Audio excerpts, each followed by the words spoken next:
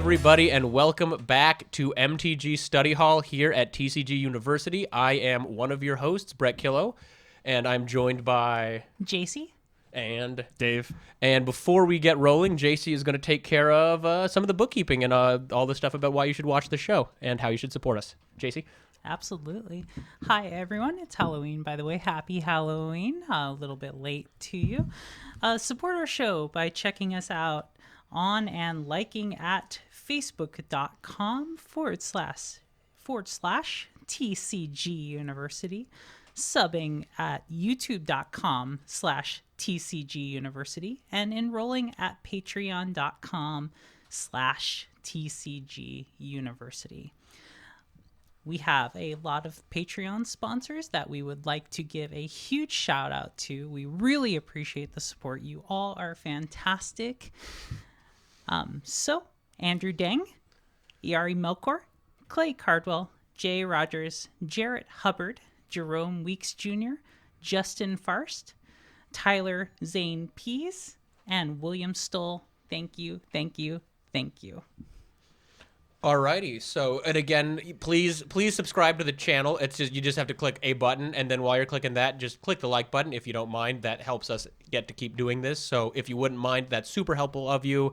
And I've decided right now we're going to maybe work those names into like a poke rap-esque thing that Dave's going to write. No, that's not actually going to be a thing that happens. It could be. I don't... Hear us out. Okay, anyway, so yeah, Dave, it's a maybe. It's a strong maybe. I'll take that under advisement. Okay, we're gonna think about it. So really quick, I do have to. We were talking about Scheherazading and Scheherazade.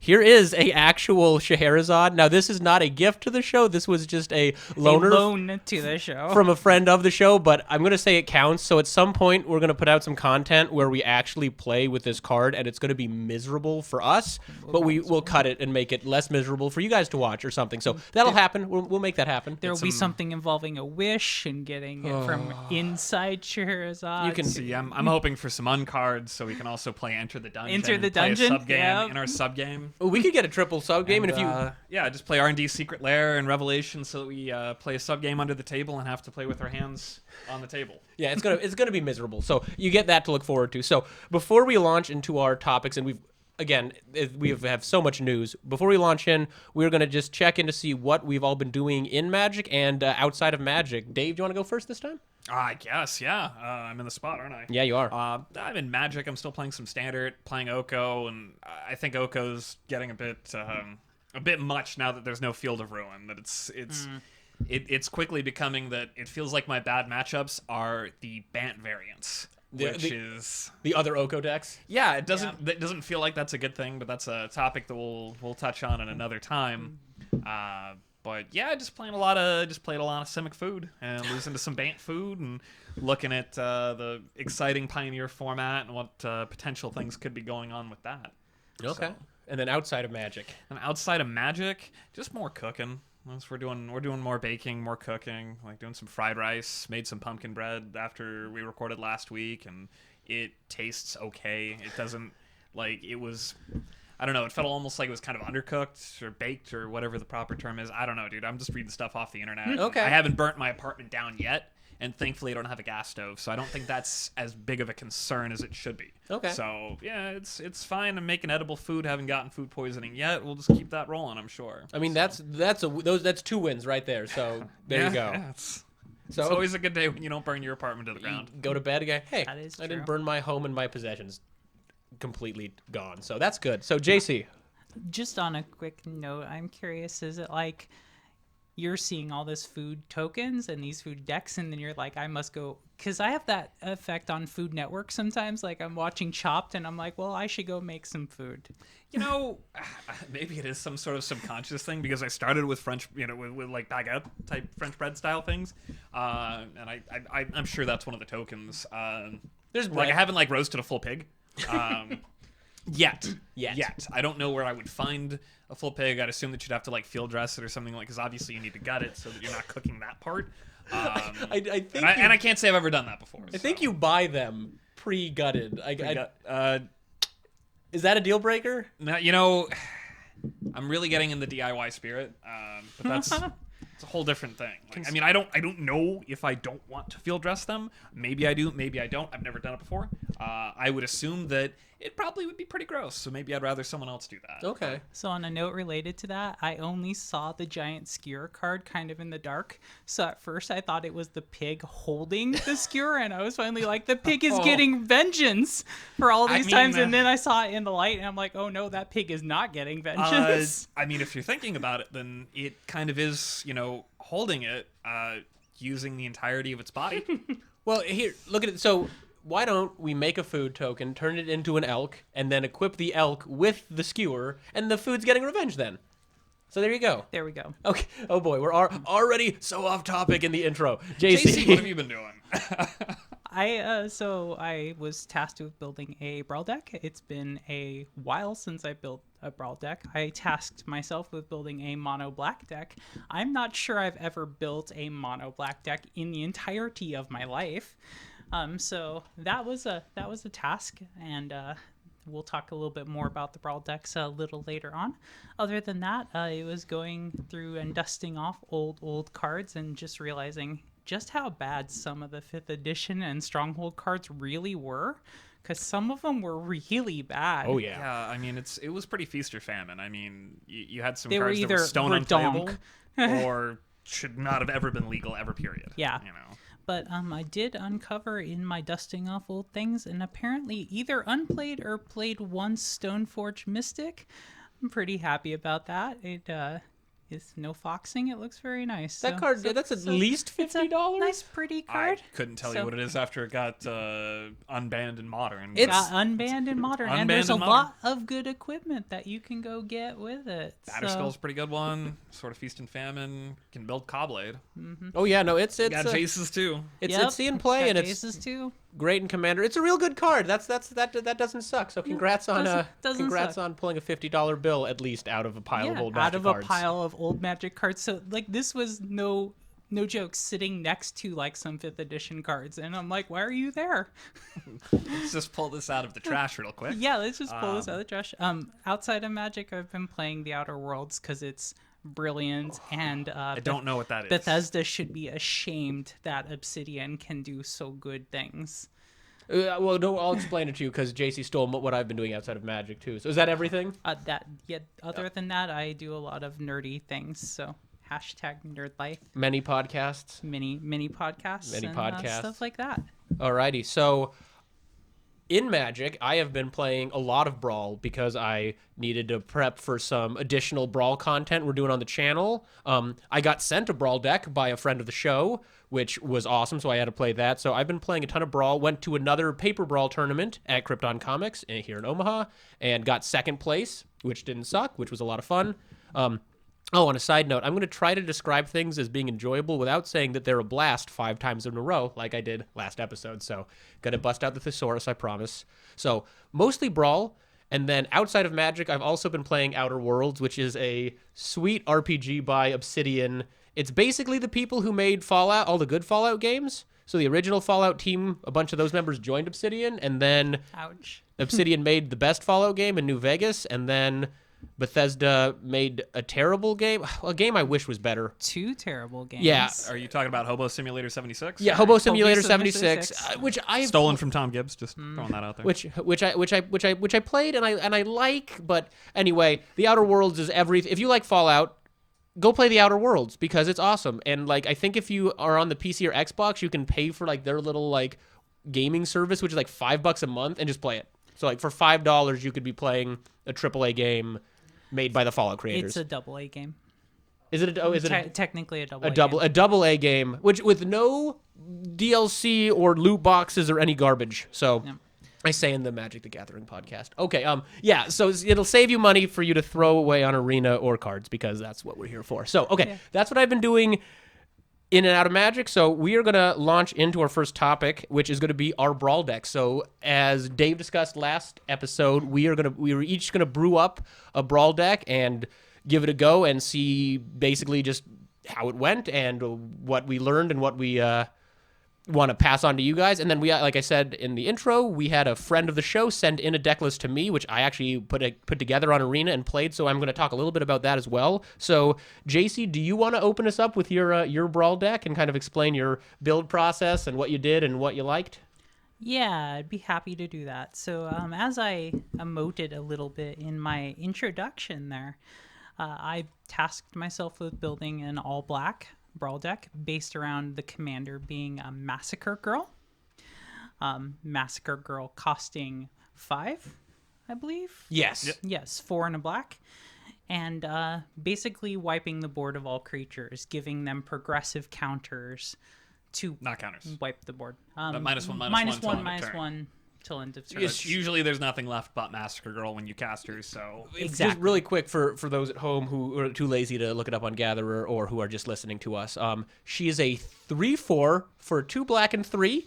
Mm-hmm. Tell me if I'm wrong. She's got Menace, and when she enters the battlefield, all other creatures get -1/-1, and then until the end of the turn, whenever a creature dies, all creatures other than her get -1/-1. So she basically chains. She's a 4/4 actually. 4/4, not a 3/4. She's so, a 4/4. so she just We chains really death. need to start looking these up. We really do. Yeah, no. I brought my deck so I can open it and flip through it so I can Right. tell you roughly what's in it. I love this guy. Paper Which cards. I will do as well. Oh yeah, no, because- it's we're analog over here, and Dave's living in 2008, and I think we're 3008, and I think we're 3000 and late or 2000 and late.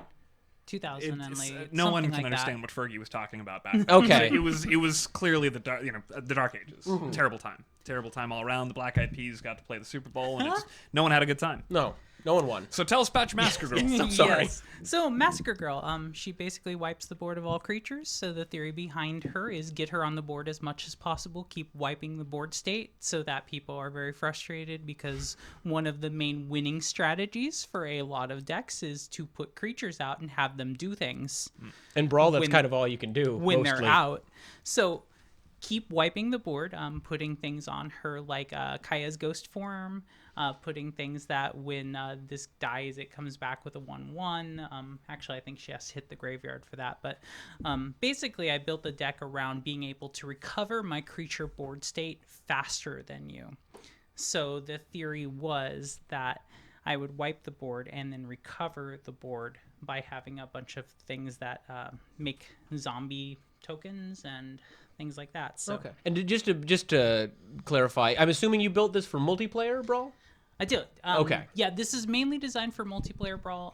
If I were to play 1v1 Brawl with this deck, I would have to be extremely aggressive.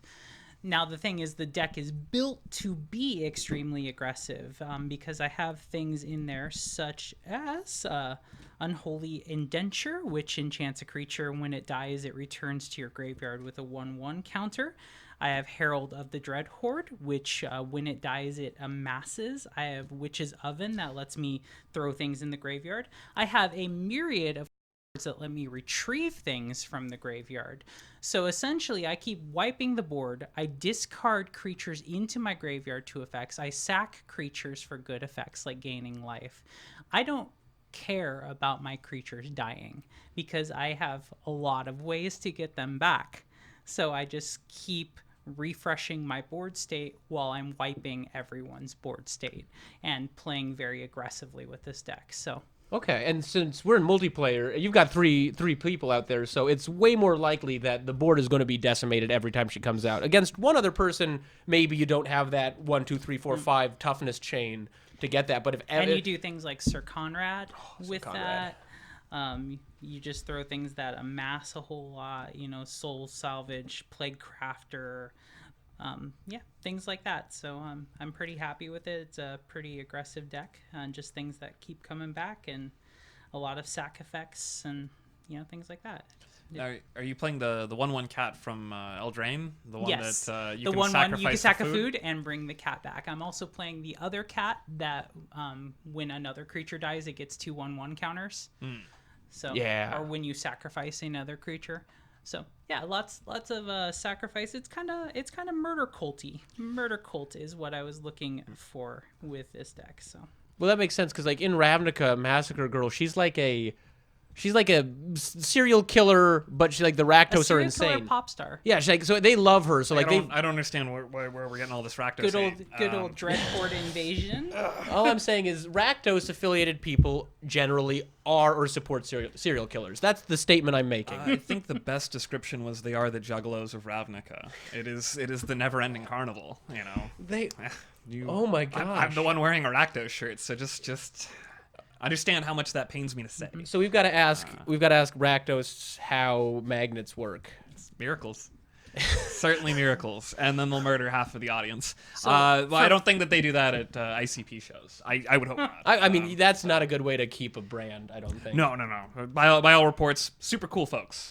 Music sucks, but really awesome folks. The songs are not good, but I've never met a juggalo who wasn't like the nicest person I know, right? ever. Like they're all so nice. It's frustrating because you want to be like, oh, those juggalos. It's like, oh, those juggalos are being super cool and Except accepting. like Violent J is like really cool and going after like corporate whoring and stuff like everything that. That's a hell of a name. That's a hell of a Violent J. Really nice guy, nicest Really guy you're ever nice gonna guy. meet. Give you the shirt off his back. You want to hate them, but everything other than the music they make is great. So if that's what you're looking for in a band, it's an unofficial show recommendation. There you go, ICP. We will actually be posting our deck lists to the show notes. Yes. As well. Oh. So I will have this deck list on there. Feel free to say, wow, you're really sticking to a weird theme for this Brawl deck. I'd be happy to hear it. So Yeah, we're gonna put all these in the notes. Dave just found that out right now, but he's got a couple days to get a tapped out list put together. That's super. I'll just export it as a text Yeah. file. Oh yeah, no, that's what I did on mine. Mine's on Arena. So yeah, so we're gonna, if you want to look at any of these and see exactly what we did, we're not gonna go over every card because we don't have the time for that. But you can take a look down in the notes and take a look at our decks. And if you guys want to post critiques, if you guys want to try them out, if you want to call us names, you can. It would be mean. Ideally, constructive feedback. But honestly, at this point, we'll take any comments and we'll work towards nice ones. Really, any type of feedback is fine at this point. We'll start shooting for constructive feedback later. Yeah, no, we need feedback first, and then we'll build up. Okay, so Dave. Then we'll start filtering. please don't listen to them. We would like constructive feedback. Okay, Dave, you want to go and explain what I believe Oko? Yeah, so I kind of cheated. I tried a few different things. I think I tried the new Garrick first, and that didn't really pan out. But and then, Garrick. Yeah, Garrick's He's cool. made- Yeah, But wolves. yeah, he makes wolves and doesn't afraid of anything. I agree. Doesn't afraid. He doesn't but cost 3 though. He doesn't cost 3, and he doesn't have too many words on him to be bad. He costs 6. So I tried that, didn't work out. I tried Kaya, and people seemed really afraid of that Planeswalker, despite the fact that she really doesn't do anything. 3 mana Kaya or Yeah. okay, Oh, yeah, not uncommon. 3 mana.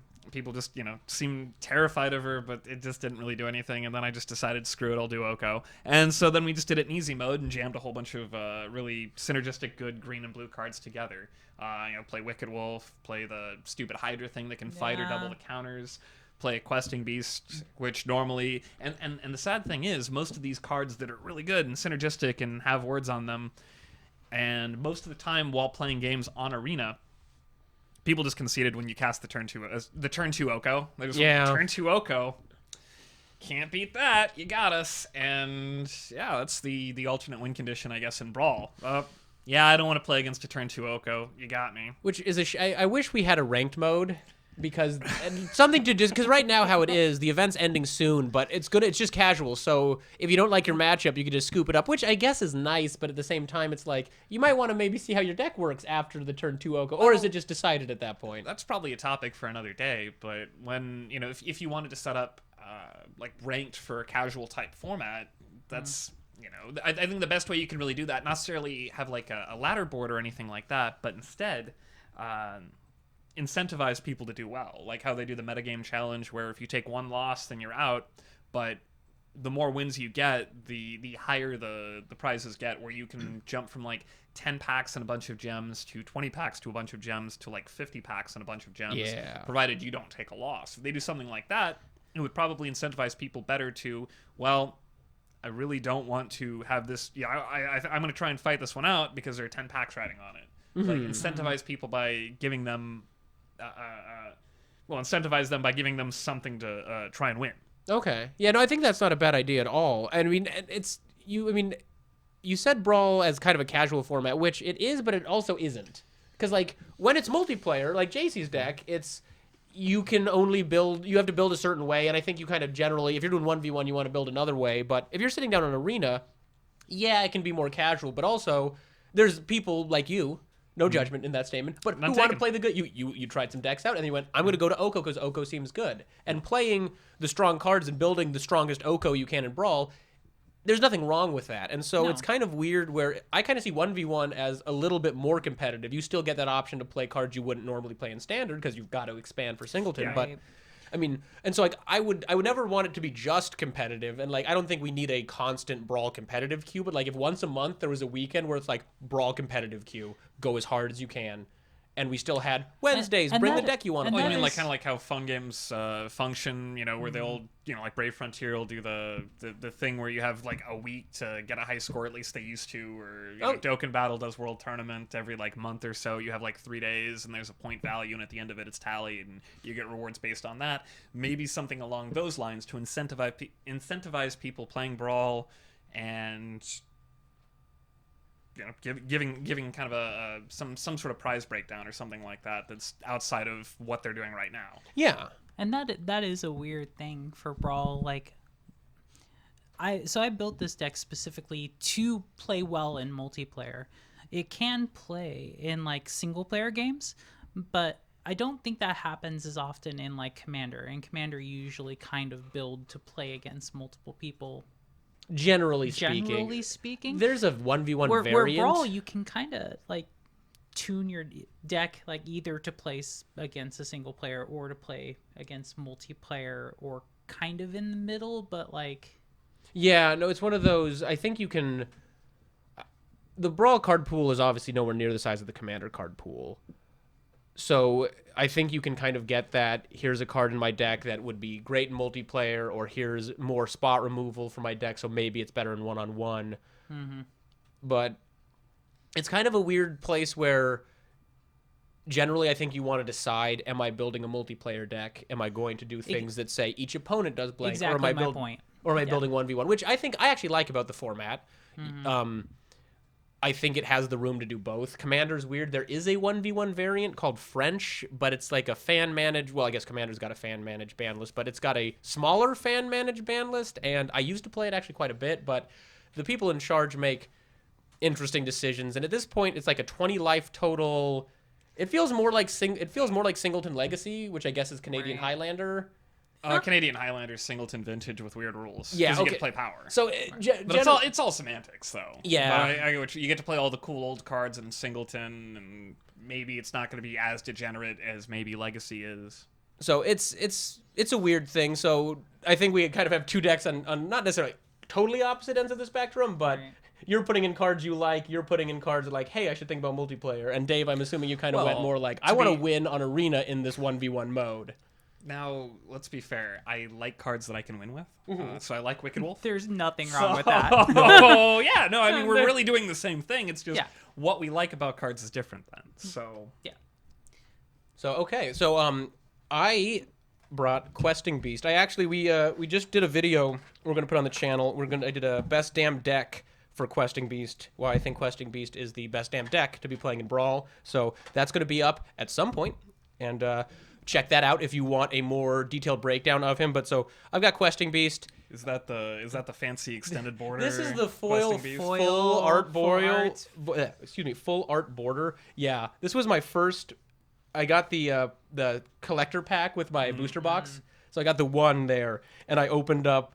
Yeah, I don't know if you could see it great, but it's the extended art and the foil, which is the most rare version of it, and is not a cheap card. So once I opened it, I'm like, yeah, I'm gonna build Questing Beast. Yeah. So I'm mono green Stompy, and this list I built more for 1v1, the one we've got linked down below. So if you want to take a look, that is what I've been running on Arena, and I've been doing pretty well with it. It's a lot of fun. Green's really good right now. We have Wicked Wolf, we have Nissa who shakes the world, we have Gilded Goose, so we can get that turn 3 Questing Beast. Well, I guess him and any mana dork is a turn 3. So Not quite Birds of Paradise, but close enough. apparently they changed the sound of the goose. It used to be like a bird sound. Now it's like a honk. yeah, Yes! they had their generic. Fantastic. they had a generic like hawk screech for all the birds in Arena, and then someone like on Reddit was like, it should be a honk, and like Wizards responded like, we are deeply concerned by this and are going to address it, and like a week later the goose honks. The goose honks. So It's good to know that they respond to feedback in a So, timely fashion. Bonk the honk. at least on bonk the honk, and at least on goose noises. Maybe not. We'd like Brawl more than once a week, but you know what? I'll take goose noises over nothing. I mean, will it hiss as well? I know for a fact that Canadian geese will hiss at you. Oh, that if it died and hissed, that would be awesome. So we know, as we said last week, Wizards, we know you're Wizards? watching. We absolutely know you're watching this show. So make it happen. We got to run the Great Henge in this deck, which this card, the henge. this card is dumb. It is a dumb card. This card, it costs X less to cast for X is the highest power. It adds 2 green, you gain 2 life, and whenever a non-token creature enters the battlefield, it gets a +1/+1 counter, and you draw a card. Yeah. If this is a card you want to play in Brawl or a card you want to play in Commander, buy it now. The best time to buy this card was when the set came out, and the second best time to buy this card is right now, because this card is going to never be cheap. This card is a future Commander staple. This card is amazing. It's so much fun, and if I'm ever in 1v1, if I stick it, I generally win. And the only game I remember losing where I played it was where an Emery deck in multiplayer copied it, and then that sucked for me. Well, and I dare say I don't feel like there's a whole bunch of ways to get rid of it in Standard right now. I mean, there are ways, of course. Okay. I was gonna say that's a lot of words for saying 3/3 elk. Oh, okay.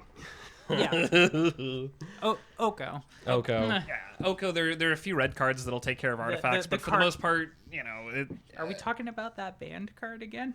Not yet. Not yet. Not yet. We're gonna. Yeah, we're gonna get to banned Oko. I think probably next episode. But so that I've been running Questing Beast. My list is below. And then before we move on, a friend, like I said, a friend of the show sent me his Brawl deck, and he sent me a Nicol Bolas. Oh gosh, there's like 5-6 Nicol Bolases. The Dragon God, Nicol Bolas Dragon God, and Sure. so that was I'm looking. Dave, what deck did this person you don't know send me?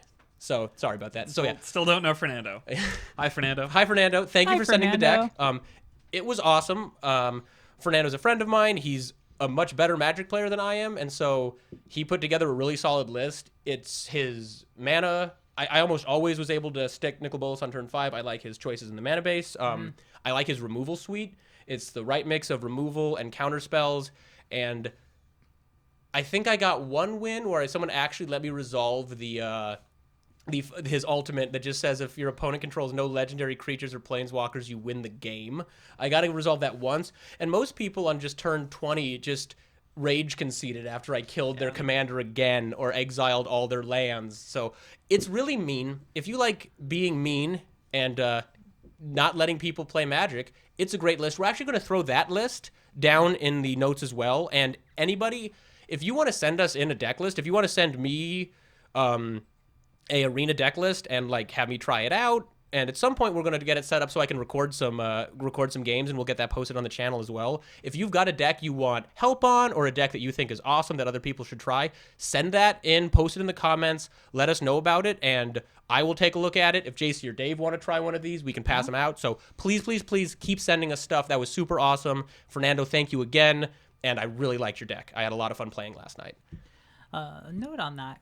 I find that you win the game or you lose the game cards, when that phrase is printed on cards, people really hate that.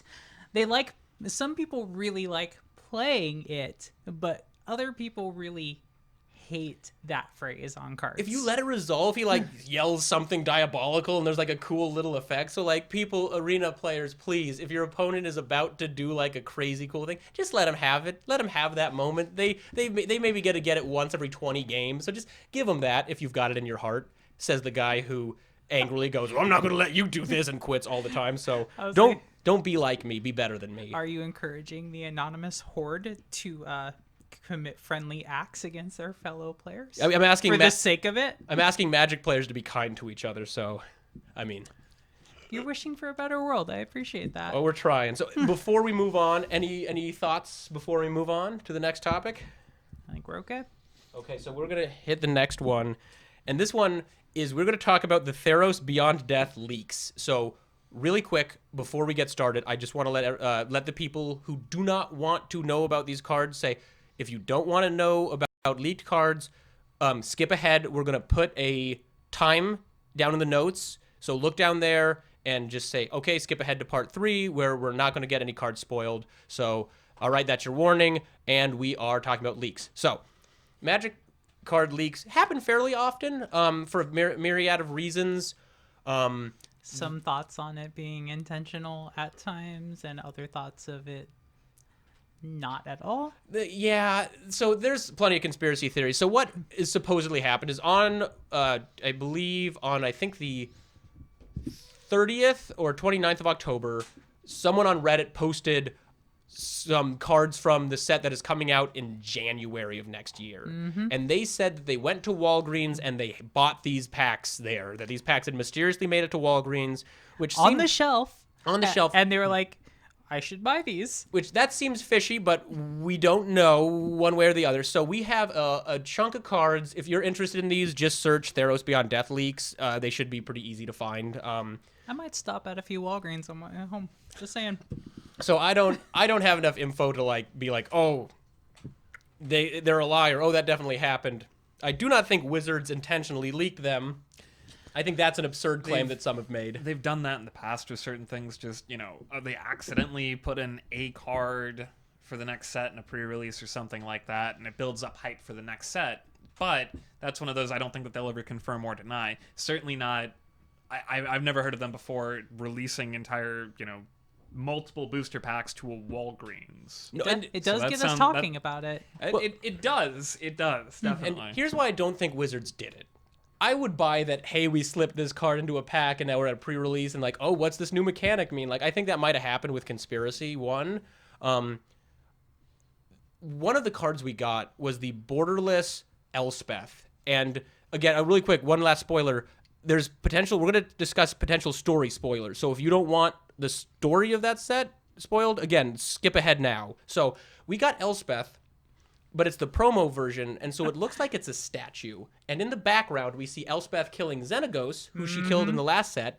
And in the last set, Elspeth was killed by Heliod after she did all of the things he asked her to do. Gave her the weapon to do it. And then smote her down because he's a jerk and didn't want anyone to, like, get too uppity and god-killing. The other thing we see on the background of that art is Elspeth killing Heliod. So I don't think Wizards would say, let's release the marquee card of the set that shows what happens early. I think that is the last card that Wizards wanted opened in a booster pack early. Well, maybe Elspeth is planning on going God of War on the rest of the gods, and we're doing Heliod now. She's already done Xenagos. I would play the crap out of that. Erebos and Thassa, you better watch your asses. Unlike other people who get vengeance, cough, Nahiri, cough, Heliod was a jerk and probably deserves it.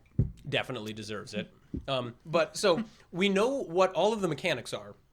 So Devotion is coming back. Devotion is a mechanic that cares about the colored mana symbols that are on cards. For 2 sets in a row now. Yes, that is returning from last Theros. It's what a very popular mechanic. We also got Constellation returning from the last Theros block, which when an enchantment enters the battlefield, you do something special with it. We know we have enchantment creatures. We also we had 4 mechanics. Escape, Escape. which might be the most exciting one so far, I think. Oh, no, I completely agree. I'm trying to think of the less exciting on one. Elspeth, Sun's Nemesis. Which the last Elspeth we had was Elspeth, Sun's Champion. So surprising why she's now the Sun's Nemesis. I can't imagine why. Is that a heel turn or a face turn? I can never get the wrestling terminology down. Oh, I'm not the person. It's one of those two, for sure. Guys, we get face good guy, so she's turning to a heel. Heel. Yeah. Yeah, okay, that makes sense. So it's a heel turn. Like, put it in the comments what you guys think I should have said there, because I have no clue. Well, she's a good guy killing a jerk. So I don't think this is a turn. I think this is Elspeth killing the gods that need killing. I mean, if you're a Heliod, then I think that your opinion of her is going to change pretty quick. Well, that's fair. Or coming at me with this godsend, that's bad. Or probably one of the other gods, because she's going, 2 for 2. At that point, I think you're probably going to have to just go down the chain or go up the chain, whichever of gods. I assume that Heliod's probably near the top if he's the one handing out god-killing swords, but... Yeah. I have no idea on how the hierarchy for gods in Theros works. So. It's my loose understanding is if people believe in you enough, you're a god. One of the flavor texts on one of these leaked cards devotion. is when Phaenax was still immortal, so you can go from mortal to god. Xenagos did.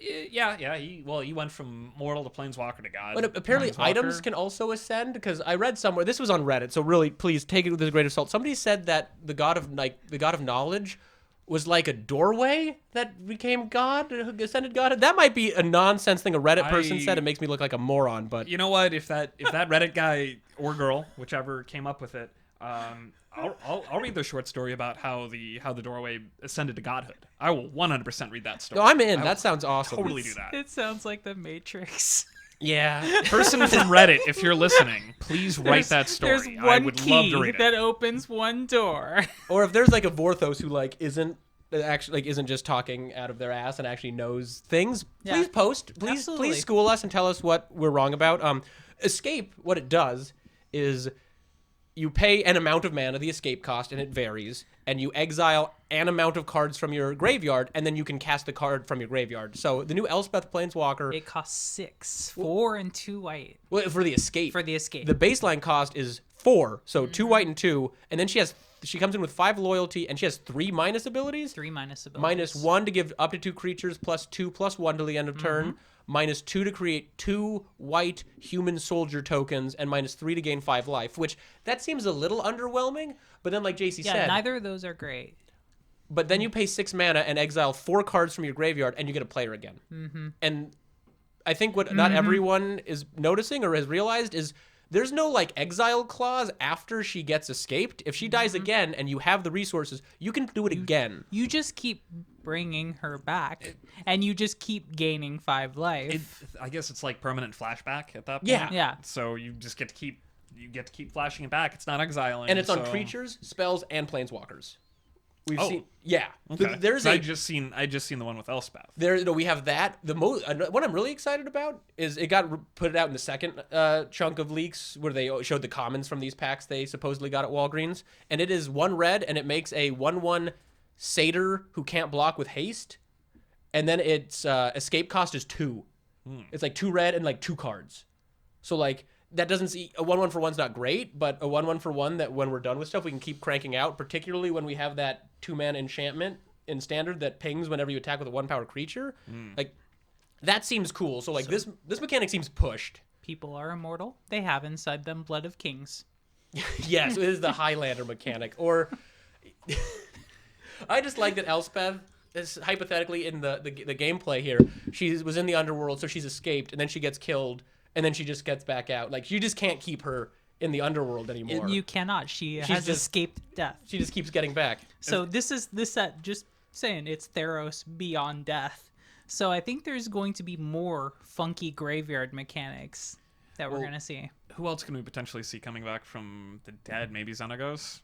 I don't think Mark Rosewater actually said he did not die on Theros. He died in Nyx, like the Sky Realm, and so he can't. He is not in the underworld. He died off plane. That feels like effectively. such a cop out. Didn't she die But all right. She in a not go to the underworld? She was place brought too? back, and I think like breathed her last on Theros soil or something.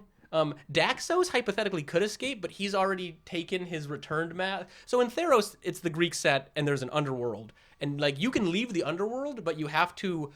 I believe you have to get a mask forged of gold, and when you do that and you escape, you lose your memories. But what we've seen so far does not look like Elspeth is getting her memories wiped. She's breaking the rules and getting out. I mean, if you have the power to kill God, what is Erebos going to do about it? I mean, yeah, it's A whole lot of nothing, that's what. That's a whole lot of nothing. And there's a fourth mechanic other than escape, devotion, and constellation.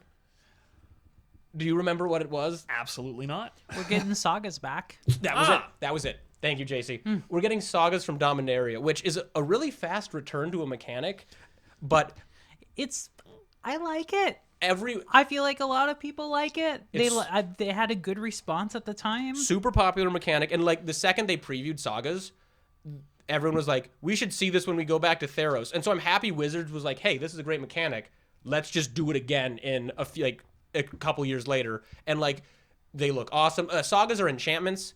that have multiple parts, and so you play it, and then when you play it, part 1 happens, and then next turn part 2 happens, and then it just keeps going, and they have all sorts of different effects. Just go on Gatherer and search for sagas. Yep. If you want to see the ones from Dominaria, there's a few in the leaks. They look super fun, but One of the principal ones being the Akroan War. yes, and that's got is that a 4-part one? It is Three. a 3-part one. It's an act of treason for 3 parts. So you steal their creature. But you get to Then keep it for 3 turns. You get to keep it for 2 3 turns. turns. 2 turns. 2 turns, yes. And then you have all their creatures attack, so you can possibly get a 2-fer, and then everything deals damage to itself, which, yeah, Probably wipes the board. that's pretty cool. Yeah, so that card seems sweet. So It seems good. yeah, so there's again, you should, if anyone's interested in this, do check out the leaks. They are not too hard to find. Wizards. Can we probably, talk about the lands? Yes. Oh, the energy. The Pokemon lands. I can't unsee now that someone pointed that out. I think it was you in the Yeah. chat. That it looks like Pokemon energy. I think they look awesome anyway. But I think they look amazing. So it's the mana symbol kind of superimposed over like the purplish background of the Theros night sky, but they do look a lot like Pokemon energy cards. It's just the mana symbol kind of floating in a subtle background void, and they look great. And They look great. people either seem to love them or hate them. Like I've seen a bunch of people like, well, this isn't really a land because it's in the sky, and I'm like, I don't ever want to run another land that isn't this. what? It's the internet. People are just gonna Yes. whine. So But the Earth's in space. so So- that's like an expanding brain right there. JC, everybody knows that the Earth is flat Oh. because that's the only way it can fit on the back of the turtle. I mean, we're just spitting facts to you people right Yeah. now. So, a lot of cool stuff. We need to keep moving on. Does anyone have any thoughts on the leaks? Not really. I Honestly, find the Walgreens story suspicious. I like the escape mechanic, just to sum up, and I really, really like those lands. I think they are smexy, and I want all of them. Yeah, I guess I asked if we were ready to wrap up, and I have one last thought actually. So, leaks aren't good generally. This is probably too soon for these to happen. The best way I can express how leaks seem to be in my head is we're all like sticky toddlers, and Wizards of the Coast has all of the spoilers in like the cookie jar, and they're going to dole them out as a responsible adult to build hype well as we get closer to January. And this is a scenario where somehow a toddler has gotten a hold of too many cookies, and we're going to cram them in our face. We're talking about a set that comes out in 2 months right now. It's not ideal. It's a shame. It's like, ideally this doesn't happen. It kind of sucks for Wizards and the content creators who are going to be given these cards, but at the same time, it looks awesome and I'm excited. So Now, question about that. Like, has Wizards ever pulled cards because of leaks or delayed sets because of leaks? Not to my knowledge. The biggest leak that I'm aware of, I don't know if you remember back during New Phyrexia. the God book leaked. Yeah, someone leaked the entire set well ahead of time, and it was this whole debacle that ended up with, I believe, 3 players getting suspensions because of it. The short version of it was there was a French magazine that had the God book sent to it early because that's really the only way that they'd be able to compete with online content creators, giving it to them weeks ahead of time so that they can start hyping cards and spoil their own, say, yeah, this is what we'll think about the set, these are the mechanics and all that. And apparently someone was using this advanced warning in order to do testing, share with his teammates, and get an unfair advantage on other pros. Yes, that's and, right. And folks that maybe wouldn't have quite the same resources, where you get to test weeks ahead of time with cards nobody else knows is coming out. And then the guy's friend was like, "Oh, cool! I just posted it on the internet." But yeah, that was. And- there were 2 Guillaumes. Guillaume Matignon, I think, was the person that wrote for Lotus Noir. Was the name of the magazine, and he got a suspension for a while. It was a long suspension. One Yes. of them was out for years or something. It was a long suspension. Yeah, and it obviously there need to be repercussions for things like that happening. not cool. But that's a whole different conversation as to whether Yeah. or not that was a just suspension That's or fair. not. And we'll probably talk again. We have till January, so we'll probably talk leaks at another point. And JC, to answer your question, I don't think Wizards does that just because it takes years. You have to design sets years in advance, and then it goes to print, and then you've got retailers and people waiting. So they That's don't true. like it. It hurts hype. It hurts players going in, but they've got to get sets released on time. So it sucks. I feel for the people that it negatively affects, but at least we didn't get the whole set. I think we got a smattering of things to get us interested. So I'm hoping the hype can maintain. I will say I get that it's not that there's a lot of repercussions for delaying a set, but I mean, I believe Bitcoin, or no, it wasn't Bitcoin, Ethereum did a fork split at some point that screwed over a whole bunch of people. Getting on a way a different topic, but I'm saying that like sometimes you take action for things. So Yeah, I don't think Wizards can afford it, but at the very least, we're talking about it, so Yep. that never hurts. So, Yeah, we okay, are. we're going to move on, but before we do, we are going to hit our ad. So we're going to talk about our sponsor. JC, do you want to take care of that? sounds good. So our sponsor once again is Inked Gaming. If you're looking for a one-stop shop for your gaming accessories, I suggest heading on over to inkedgaming.com. Inked Gaming features both custom and store art playmats, dice bags, PC gaming mouse pads, and tons more. Recently, Inked has added a stitched option on playmats and mouse pads to provide more durability and uniqueness to your gameplay. Play your game with style, inkedgaming.com. Be sure to click the link below and use the code TCGUniversity at checkout to support us and get a discount on your order. Yeah, if you're gonna get something from them anyway, please use the link. It helps us out. It lets them know that people are watching our stuff. And if, like we said last week, if you need to get a new playmat, those edged ones with this extra stitch are super nice. Are nice. So if you need a new playmat, check them out. So we're gonna go on to our next topic then. So on the day of the leaks, Wizards dumped a ton of info on the upcoming sets. So we are going to be 2020 is going to be the year of Commander. I've heard that bandied around. I don't know if that was Wizards' term or if that's just what we're calling it. So I'm going to Wizards has been pushing it pretty hard, as far as I know. So for a while previously, Commander was not considered a new player acquisition tool. So they have a myriad of products, and it's aimed at different people. So core sets in particular, Planeswalker decks, things like that are aimed at new players. It's like, hey, you're going to come into the store, you're going to buy this, you're going to try it. Commander is kind of it was a very complicated format, and so they've never really seen it as an acquisition tool. But the reality of it is when your friends play Paper, and all they do is play Commander, and you go, hey, I want to play, they're generally going to throw you a Commander deck and say, here's how you play Magic. So they have changed how they view it, and Commander is now a new player acquisition tool. And because of that, I'm just going to read out what we're getting. So in the past, every year we would get 5 Commander pre-constructed decks, and they're generally pretty cool. Now, we can discuss reprints and quality and how it's maintained over the past several years, but they've been doing this for a while. Now, so instead of 5 Commander decks a year, generally in the third or fourth quarter, we are getting 5 Commander pre-constructed decks in April when Ikoria, the set that comes out after Theros. Is that the code name, the project name, or No, is that the actual Ikoria set name? Land of Monsters or something. Ooh. So yeah, it's All gonna the set is gonna be Ooh, build your own monster somehow. We can talk about that at some point as we get closer. Monsters. Medium hype from Monsterland. Yeah. Yeah. Can we just call it Yeah, Monsterland? Monsterland. We could. All right, Monsterland. So it is. like they did with the Brawl decks, when the Brawl decks came out for Eldraine, they kind of themed them with Eldraine. So there's going to be 5 precons that come out when that set drops. 5 Commander precons, and there's going to be 77 new Commander cards in those decks. So, and these are Commander decks. These Commander aren't decks, Brawl decks. not Brawl decks, and not Okay. we do not, and probably not standard legal. So that's an Okay. interesting thing. So that is in April. Then when Zendikar Rising comes out that's the fall set, so it'll come out in September.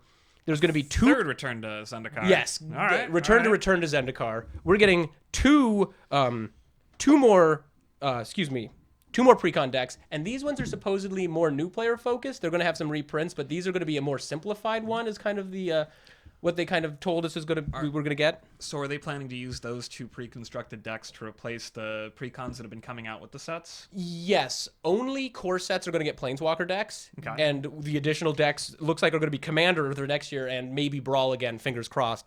I hope we get more of both. I love both. Obviously, I like Brawl. So that's coming out in fall. In quarter 3 at some point, we are getting the Commander Collection Green, which is going to be 8 green reprints focused on Commander. So it's going to be kind of like we had Gideon and Jace Spellbook, which was like 8 cards, or it was 8 to 10 cards themed around a character. These are going to be 8 supposedly beefy reprints that are needed in Commander because Commander staples are quite expensive nowadays. Can we talk about reprints for a second? Well, let me run through the list of everything we're getting, and then we can launch into the need for reprints. So, and that is apparently coming in a foil and non-foil version. So, like, you're going to guaranteed to get the card. So that's interesting. And then in Q4, so probably around a year from now in November, we are getting Commander Legends, which is a draftable set. We're also getting 2 more precons for a total of 9 precons next year. And that new Commander Legends set that is somehow draftable, 20 card packs, guaranteed foil in each pack, and 70 new legendary creatures. 70. So that's a lot to take in. That's a lot to take in. Let's take a moment. To cost maybe some cash money. Yeah, it's not going to be cheap. So this is where the money is at, clearly. Wizards has heard that people really like Commander. People like going around their kitchen table with their friends and family and playing some Commander. So, thoughts? JC, you said let's talk about reprints. Let's launch in. Yeah, so reprints. There is a real call and need for reprints because there's a lot of old, weird cards that people play in Commander, which you can play just about most everything in Commander. So the need for reprints is that new players coming into it that are fairly recent to the game don't have access to those cards, either because there's a scarcity issue or an expense issue. So you make them cheaper and less scarce by reprinting them. And there's a lot of what I've heard is their goal with the reprints is to take fairly Commander standard kind of cards and reprint them for the ease of access into Commander. They want to push Commander as the product. Which I'm all about reprints. Things are gotten out of hand. Commander's exploded in popularity. Excuse me. And because of that, people want the cards. If these cards were printed before Return to Ravnica, the scarcity level goes way up because they just didn't used to print as many cards. We are in a crazy golden age of growth for Magic, and we've been in for a while. And obviously there's been quality dips and downs and complaints, but I'd still say it's fair to say golden age when it was just constant growth. And there's just when a new set comes out, there are more Eldraine rares than there are rares from Innistrad. They just at a huge amount. The problem that you run into with things like that is growth like that's just not sustainable. Yeah. There's going to be a problem at a certain point, but that's a whole different topic. But Yeah. As far as the reprints go, the reprints are fine definitely to help as far as the cost part goes, but then you enter into things like the reserve list, where you've got cards that are on a list that they're not allowed to reprint, and a lot of those cards are cards that you really want to be able to play in Commander because you don't have many other opportunities. The original dual lands being an example of that. You know, anything from Urza Saga block before, for the most part, that was a rare and some arbitrary, it feels arbitrary at least, designation as to what's on the list and what's not.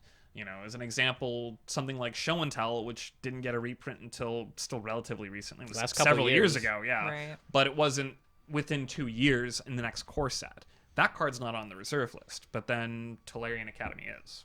Gaia's Cradle. Gaia's Cradle, Gaia's Cradle. which I guess is way more relevant than Tolarian Academy. Yeah, no, because, I thought- one of these cards you get to play.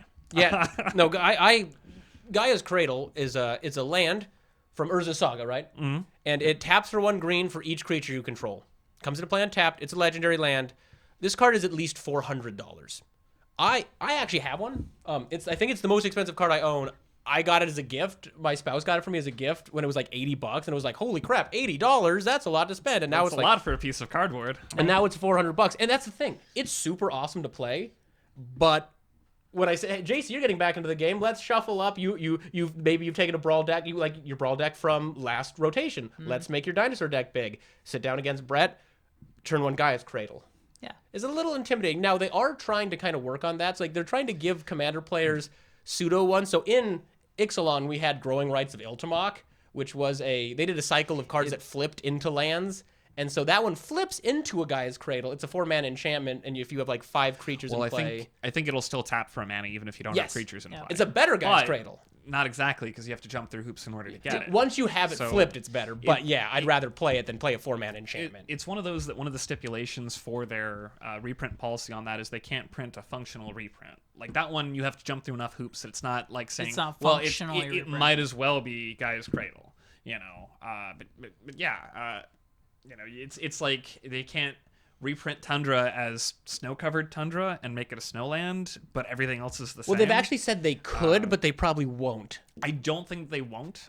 Sorry, I do not believe that they ever will do that, because it's Tundra. That and snow-covered Tundra feels like it is redundant. Yeah. Super redundant. It's obviously but- getting... I think ecologically you can have tundras that don't have snow. If they Post reprint in it... comments. Comment whether or not you think that snow-covered Tundra is It's redundant. like there's deserts that aren't hot. That's true. That's Yeah. I want snow-covered Bayou. I want some... snow-covered Can we Bayou. get banding? But no, I'm just kidding. Oh, Lord in heaven. Anyway, so a little bit on the side there. So with this Commander Collection green, they're trying to solve the reprint stuff they can. So, Yeah. Dave, you're not a huge Commander... Oh, sorry, go ahead. Oh, no, go ahead. I was just going to say, you're not a huge Commander guy, right? Not since I had Godo built like maybe 6 years ago. So JC and I are both pretty Commander Singleton focused. How do you feel about this announcement of most of our supplemental products are just Commander? I think that Legacy is going to be interesting over the course of that year, because all these products will be Legacy legal, and they have set the precedent that they have no problem printing cards that are going to be very, very good in Legacy, bordering on oppressive, like True Name Nemesis, Toxic Deluge. I don't know if I'd really say Tide, the Strix, the draws a card, Death Touch, Flying, Council's Judgment. Council's Judgment. I don't know if these are necessarily overly oppressive, but they certainly had a very big impact on Legacy. Staples. And, I think it's fair to say they made new Legacy staples. And same thing goes for Pauper, where the Pauper format was heavily impacted by Conspiracy. I believe the second Conspiracy set was the one that had Monarch as a mechanic. Yeah. And, all of the common cards that will make you the Monarch are very, very good Pauper and super expensive on Magic Online because of that, or at least they were. So question about that. Do you feel like it's a slam or not caring about that particular format and the effects on it Not necessarily. when considering that, like, well, we want Commander to be good and we care less about the effects that it'll have on Vintage? I always started playing Legacy with the explanation of the format: do the most unfair thing you can possibly think of. So I am certainly the type that has thought before, why is Necropotence banned in this format? I don't understand it. One life for a card seems fair, which it very clearly is not. I want It's everyone not watching, fair. all 12 of you. I think it's at Necropotence least is 20. not an okay card to ever print, but I don't think we're going to get a Necropotence either. Yeah. I think we're certainly going to get some interesting cards for both Legacy and for Pauper. It's going to make things interesting. I don't think it's necessarily a dig from WotC going, shrugging and saying, well, we don't care about Legacy. It'll sell packs. It'll certainly sell packs. It'll sell products. And Commander packs, Yeah. which that's new. 20 cards. Yeah. That's something. I'm kind of curious why the number on 20 if they explain that. Well, Mike, so they're saying it's draftable. And so we don't know how this is going to work, but if we're going to draft a 100-card deck, we need big packs. And so Okay. That I'll is buy the that. that is the explanation. And so so that's- you can draft it. So I'm excited about this. Commander cubing is kind of a new thing. So there's cubes where you build your own set. I think it'll be fun. I think drafting Commander is asking for a couple hours at a table with people. Like That's an afternoon. that's an afternoon. It might- And I think there's something that sounds fun in some ways. The cheapest these packs are going to be, though, I think the cheapest we could have these is $8, and I think a more realistic number is $12 to $15. 12 to 15. And if we're drafting 5 of these packs, this might be a hefty little draft format, and maybe they'll have some variants. Maybe there'll be a 60-card version. So it's in a year from now. They're not going to give us many details. We've gotten some art of old characters that are going to be in this set, so we don't know exactly, but like people are like, this looks like Jeskai, or this or Jessica, or I'm sorry, Jessica, that's fine. It's fine. Jeskai was a thing that was very recent, and Jessica. I haven't living phage. Yes, some Chroma was her or something. Sorry, old Magic story is incomprehensible to me. I like the new stuff, but The TLDR of it is Urza ended the world like 3 times. So yeah. That's a whole other thing. I feel that you are very important if you manage to destroy civilization as you know it 3 times. No, that's a win. In a row. You There can wasn't mark anyone that. that destroyed it between his 3 times. That's a I don't combo. think. So, I am the thing that makes I'm excited. I'm a Commander player. Wizards is going, look at all this stuff we're making for you, Brett. Here you go. I'm thrilled. I want more Brawl stuff, but that's probably a whole different topic. But we'll deal with that later. Here's what I'm a little worried about. Back in the day, I've been playing Commander for like 10 years. So early on, it was not a recognized format. And so you just kind of built your decks out of what you had, which was awesome. Then they started printing cards for it, which was cool, and I'm glad they do. But they started pushing boundaries that maybe shouldn't have been pushed. Cards that do stuff in the command zone. Orlo, Ageless Aesthetic, I think it is. He does a bunch of stuff, but if he's your commander, if he's in the command zone or on the board, you gain 2 life every turn. There is no way to stop it. And that is a little bit much. And so they've done this kind of stuff. They've printed cards that kind of probably push the boundary too far. And we're getting 70 new ones in just one of these sets. And then 9 commander decks. If each of them has 3 commanders, that's 27 new commanders. So we will probably have more than 100 new legendary creatures just in these products, not counting the new standard products. Yeah, I think they said something maybe like 150 legends. This is a Something lot, like that. a lot of. Are they specifying that these are going to be reprints or are these brand new legend cards they're printing? Brand new legends. So it's I think. 70 new legends. If I could be mistaken, Oh but yeah, I think like There goes my hope of more Portal 3 Kingdoms reprints, but yeah. So that's the 70 number. That's just in this Commander Legends Quarter 4 set. that's not counting the other 3 products. that's you- yeah, That's not exactly. counting those other which 20 which is where the 27 possible 150. Yeah. So like we're we thinking. and I mean I think we're definitely gonna have 150 if we count all the standard product coming out. So. There's no way they don't mess this up. There's no way we don't get a handful of bans out of this, which I'd rather the envelope be pushed than not, and particularly in a commander ban is not the end of the world. It sucks if that was your commander, but at the same time, you only had one of it. You probably don't have 4 Okos that are $80 a piece for your standard deck that got banned. So I would rather them push the envelope and need to do some bans, but there's no way we don't break something in this many new cards. Honestly, I don't know if any of you have ever drafted Marcadian Masks block, but yeah, I also like them pushing the envelope. So It was a boring block, boring set. Let's make mistakes you can always correct later. okay. So we've I think there's a lot more to talk about with Commander and all the stuff coming out. We're gonna touch on that in later episodes. Do either of you have any closing thoughts on Year of Commander coming up? I'm hoping for a reprint of Ride the Delu Horse.